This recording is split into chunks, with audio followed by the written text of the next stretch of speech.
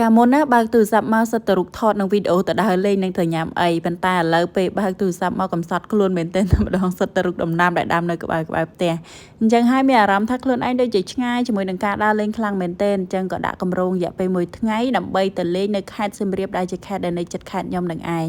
តែពេលទៅនឹងអារម្មណ៍វាដូចជាមិនសូវជាស្ងប់អីប្រមាណទេនៅតែនឹកឃើញសង្ហាហើយនឹងមណ្ឌលដែលនៅផ្ទះនេះគិតឃើញថាធ្លាប់តែយើងជួបគ្នាព្រឹកងាយអញ្ចឹងណាប៉ុន្តែឥឡូវនេះទៅចោលគ្នាមានអារម្មណ៍ថាតិចពិបាកវាស៊ីអត់ចែនទោះបីជាយើងប្លេងវាចេញពីទ្រុងហើយក៏ដោយប៉ុន្តែនៅតែមានអារម្មណ៍ថាបារម្ភពីវាដូចគ្នាដែរមកដល់ផ្ទះវិញមានណាម្រះគេទុំផ្ទុះគ្រាប់ចេញមកក្រៅអស់លេងអង្គុយរើសអាគ្រាប់ម្រះនឹងទ្រាំទៅនឹងបានបន្ទាប់មកទៀតយើងទៅមើលផ្លែម្រះវិញអូសុទ្ធតែផ្លែហើយសារនេះផ្លែច្រើនខ្លាំងមែនទែនតែម្ដងអញ្ចឹងហើយខ្ញុំក៏ចាទៅរៀបចំខ្ទាស់ប៉ុន្តែខ្ទាស់បដានឹងស្ដាយដែរនៅបងប្អូនអរគ្នាអើយខូចផ្លែមិនក្រោម10ផ្លែជាងទេព្រោះអី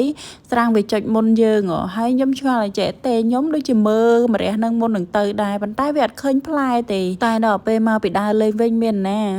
ស្រាំងចុចអស់ឡើយមិនចេះតិចតែម្ដងនេះដូចនៅក្នុងរូបនេះអញ្ចឹងគឺត្រូវតែបេះចោលដាច់ខាតហើយព្រោះបើសិនជាទុកទៅក៏វាអត់ចំណេញដែរមិនត្រឹមតែអត់ចំណេញទេគឺបំផ្លាញទៅដល់ម្រះដតីទៀតពេលដែលស្រាំងចុចអញ្ចឹងហើយវាមានតកូវនៅក្នុងនឹងអញ្ចឹងពេលដែលចាកើតតកូវកើតអីអញ្ចឹងទៅវាទៅស៊ីផ្លែម្រះស៊ីអីផ្សេងទៀតអញ្ចឹងវាប៉ះពាល់ដល់ដំណាំជុំវិញផ្ទះយើងអញ្ចឹងអាណាស្រាំងចុចអញ្ចឹងគឺត្រូវតែបេះចោលហើយមិនថាតូចមិនថាធំអីគឺត្រូវតែបេះចោលជាដាច់ខាតតែម្ដងហើយខ្ញុំខ្ទាស់បដានឹងនឹកឃើញស្ដាយម្រះដែរប៉ុន្តែមិនដឹងធ្វើម៉េចទេបើសិនជាយើងមកវាអត់តន់អញ្ចឹងហីអញ្ចឹងមានតាមតាណើទៅខ្ទាស់បានប៉ុណ្ណាយកប៉ុណ្ណឹងទៅប៉ុន្តែខំព្យាយាមមើលបន្តទៀតដែរកុំឲ្យវាកបាំងភ្នែកកបាំងអីអញ្ចឹងណាព្រោះនេះស្លឹកវាច្រើនហើយផ្លែវាខៀវទៀតអញ្ចឹងវាងាយស្រួលក្នុងការដែលធ្វើឲ្យយើងនឹងមើលវាអត់ឃើញណាវាកបាំងភ្នែកយើងច្រឡំវាជាមួយនឹងស្លឹកអាខ្លួននៅធ្វើការនេះទេប៉ុន្តែចិត្តហើយនឹងគំនិតនឹងកំពុងតែសម័យថាចេះល្ងាចនេះធ្វើអីញ៉ាំឲ្យឆ្ងាញ់ចេះហើយក៏នឹកឃើញថាកាលថ្ងៃមុនហ្នឹងគឺខ្ញុំបានកាត់ម្រះប៉ុន្តែអត់ទាន់បានធ្វើអីញ៉ាំនៅឡើយទេចំណែកឯស្តាច់ក៏មានស្រេចដែរគ្រឿងសមុទ្រអីមានតិចតួចដែរអញ្ចឹងហើយយើងធ្វើស៊ុបម្រះញ៉ាំតែម្ដងទៅអញ្ចឹងខ្ទាស់ម្រះបដាហ្នឹងនឹកឃើញអាស៊ុបម្រះហ្នឹងវាកម្លាំងជំរុញទឹកចិត្តដែរនិយាយពីខំប្រឹងស្រោ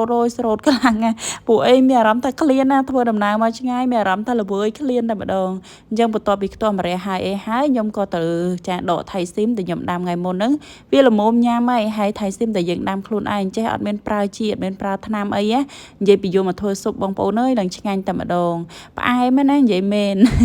ហើយបន្ទាប់ពីដកថៃស៊ីមហើយនឹកឃើញតែចេះតែខ្ញុំគួរមានបន្លែអីលាយជាមួយតិចតួចទៀតទៅបានហើយព្រោះនឹកឃើញតែខ្ជិលទៅទិញដែរសម្លឹងមើលទៅមានណាតកួនដែលយើងដាំកាលពីសាមុនពេលឥឡូវនេះវាចាប់ផ្ដើមដុះមកម្សាទៀតហ្នឹងទៅចាខ្ញុំក៏ក្តិចវាថែមតិចតួចទៀតចឹងទៅបូកជាមួយនឹងម្រះខ្លះអីខ្លះអញ្ចឹងទៅក៏រួចមកពេលទៅអរគុណសម្រាប់ការមើលវីដេអូសូមជម្រាបលា